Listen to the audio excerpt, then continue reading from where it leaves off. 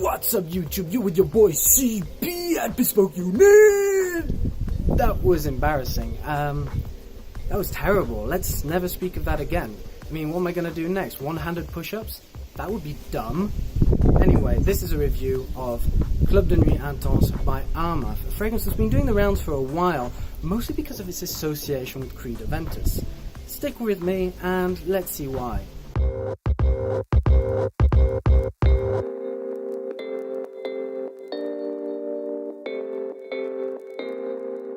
$998, $999, 1,000. Wow, I did so many push-ups there I can barely feel my arms. 100 push-ups, might I add.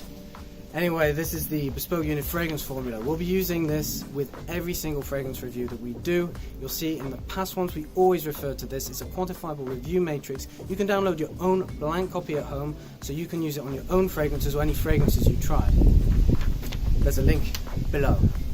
So, Club de Nuit Intense Man. I've been wanting to do this fragrance for quite a while. I actually hadn't bought it. In fact, this is the second day that I own it. So I've been testing it, I've been smelling it. I wore it on a couple of errands, got quite a few compliments actually. So there is something behind this fragrance. It came out in 2015, which is the same year that Armaf was founded. It's a Saudi Arabian company that isn't well known, but has now kind of reached stardom and has been making its own more unique creations since. So without further ado, let's get down to it. So I'm going to put this on my left hand. I put it on my right hand earlier to do the written review, which you can find in the link below, by the way. Let's give this a sniff. Now, I have already tried this. That's the thing with fragrances or whiskey or any of the other products that we review, such as cigars as well, is that it's always different. Your nose is going to be a different area. I'm outside right now. It's different from inside.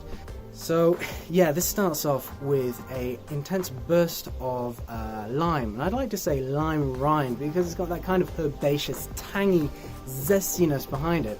Accompanying that is some cassis, which is black currant. It's got this kind of rounded red fruit body to it. And then with that, we have, that's right, green apple. So it's quite tart, quite sharp, and it's still very much in the fruit thing. Is there pineapple?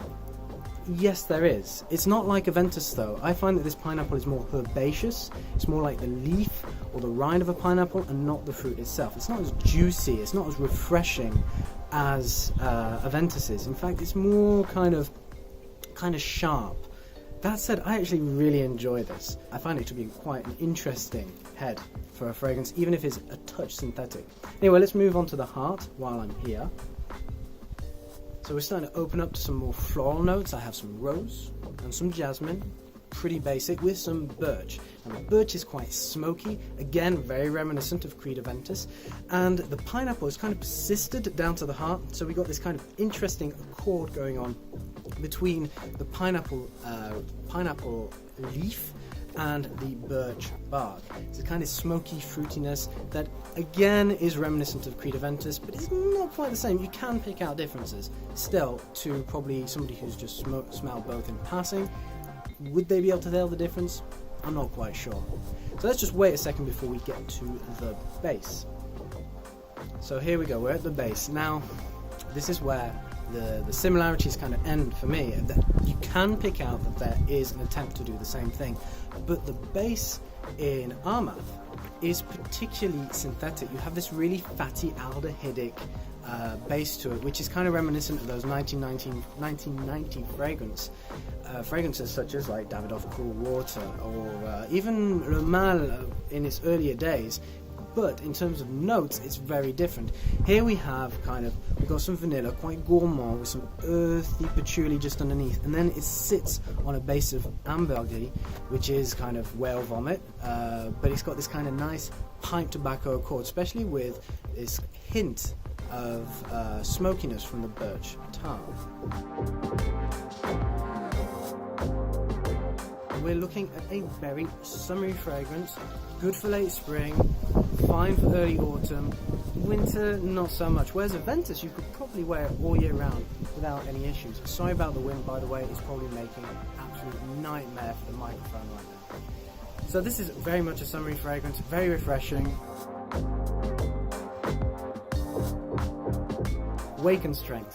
What did I think? This thing is a beast. It's ridiculous. In fact, it's embarrassingly good. Embarrassing in the sense that when I first got it, I wasn't quite sure about this, so I sprayed 3 or 4 times just to give it a spin, and I instantly regretted it. It was all I could smell for hours. I had to lock myself indoors until it faded away. Even a scrub with bleach didn't get rid of it. Okay, I made that last part up. But I did have a shower and I did smell of it afterwards. I wouldn't say more than 2 or 3 sprays maximum. Even with the 3rd spray, you're probably going to regret it.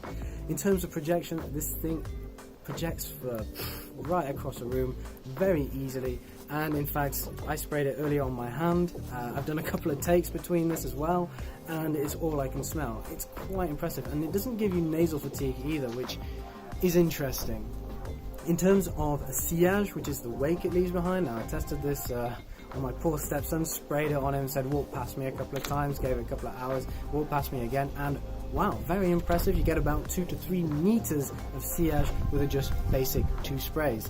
And then when it comes to the longevity, this thing lasts for a whole day. I mean, fragrance enthusiasts like myself, we like to carry travel atomizers around with us so we can reapply. Probably not necessary with this. Yes, if you want to stay fresh and you don't want it to have that skin scent, especially the aldehydic skin scent which it has towards the end, but it is very, very effective for a very long time. I was impressed. Third-party feedback. Now this is an interesting part of the fragrance. If you are an active member in the fragrance community, you will definitely have heard of this fragrance, and you will have heard of Creed Aventus, and you probably heard of both in the same sentence every day, a dozen times each day. There are 2 sides. There's one side saying Creed Aventus is the original, it is the best, and Armaf, what the hell have they done? They've tried to clone such a classic contemporary fragrance. And then there's the other side saying, well, Creed is ridiculously overpriced. It's way too expensive. This, you can barely tell the difference. It smells just as good. And then there's the other camp, which are kind of a bit bored of all this, and they say, well, both have their places, both are great. One is going to be more refined than the other due to the cost and probably the cost of producing it. In my own experience, having worn this for now 2 days, going around the streets, harassing people in the street, asking them what they think, it's actually been really positive. Perhaps the people I spoke to weren't aware of Creed Aventus. In any case, they didn't make that connection, they didn't ask me. But I did get some compliments, I did get some nice comments. I checked with my stepdaughter, who's, she's a mid-teen, so she's kind of in that demographic as well. She really likes it. My stepson, who's a bit younger than her, loves it. Yet to see what my wife thinks. She's currently traveling abroad, so I will ask her when she's back. There are people that do pick up on the fact that it's quite synthetic. They're not quite keen about that. They find it to be a little bit cloying, especially in the base. But overall, very positive. Scarily so. Almost as positive as Aventus. So the next subject I like to touch on is the impressions. When to wear it, who should wear it, how to wear it, etc, etc, etc. Earlier we talked about the seasonality. We said it was a very summery scent. In terms of age, I'd say this is something for people in their 20s, that where it'd be most effective.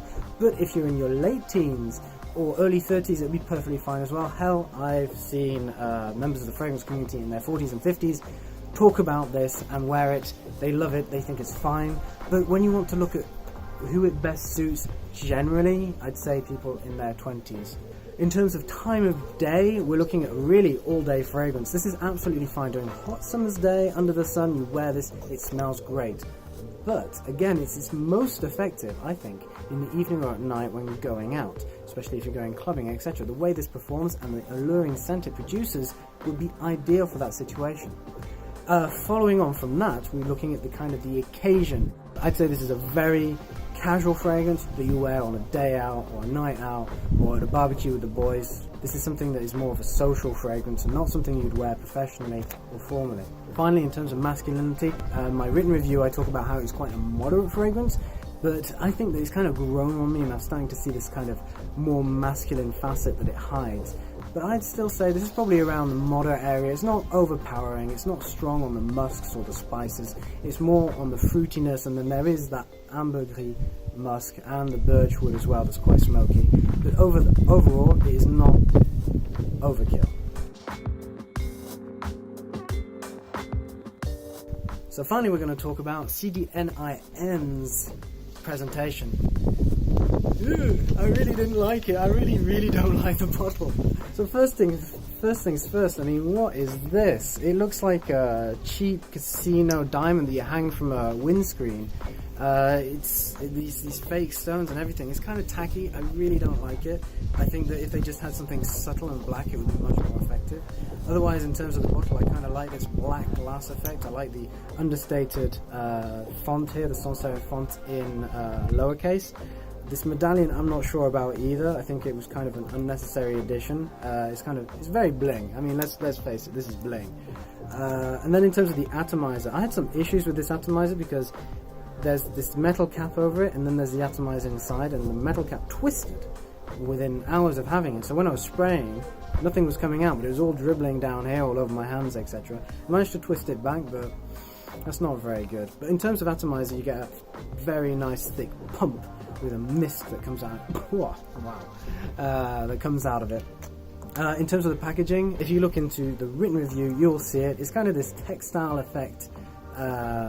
Cardboard is kind of nice, but it does look to be a bit on the cheap side. Value for money is just extraordinary. Creed Aventus sells for like $350 retail. When you compare this was originally $30. It's since gone up to about $50. I have heard that they are struggling to get out new batches, given that they were a small operation and this is so successful. In France, I got it. There are two types. There's one made in France and one made in United Arab Emirates. This one is made in France. I got it in France, that's because that's where I live, and I got it for €38. So kind of the same thing, more or less. So let's wrap this all up and conclude. Because I'm starting to actually get quite warm under this September sun, especially in all this tweed. Club de Nuit Intense Man is an impressive fragrance. It is impressive. Okay, they cheated a little bit and they copied Creed Aventus. Creed Aventus indeed is the original, and it will never be as good. Creed Aventus is more refined. It will be more suitable for formal occasions, whereas this just wouldn't cut it. But on an everyday use, I'm much happier with this. Bespoke Unit founder Paul Anthony is very fond of Creed Aventus. He's gone through, I think, 2 or 3 bottles. He always has it, and he wears it regularly. I don't think he's tried this yet, and I'm looking forward to having his opinion, because it is an interesting alternative, especially a more affordable alternative for schmucks like us who can't splash out $300 on a fragrance. There are links below here if you want to buy it on Amazon.com. And if you really enjoyed this video, don't forget to like, comment if you have any questions, or you just want to hate on me a little bit, especially for the opening bit. It was really awful. And if you want to see more of us, subscribe. I mean, we do lots of videos, and it's not just fragrances. We do cigars, whiskey, champagne, shoes, you name it, we cover it. Head to BespokeUnit.com, check us out. I'm CP, once again. Take care.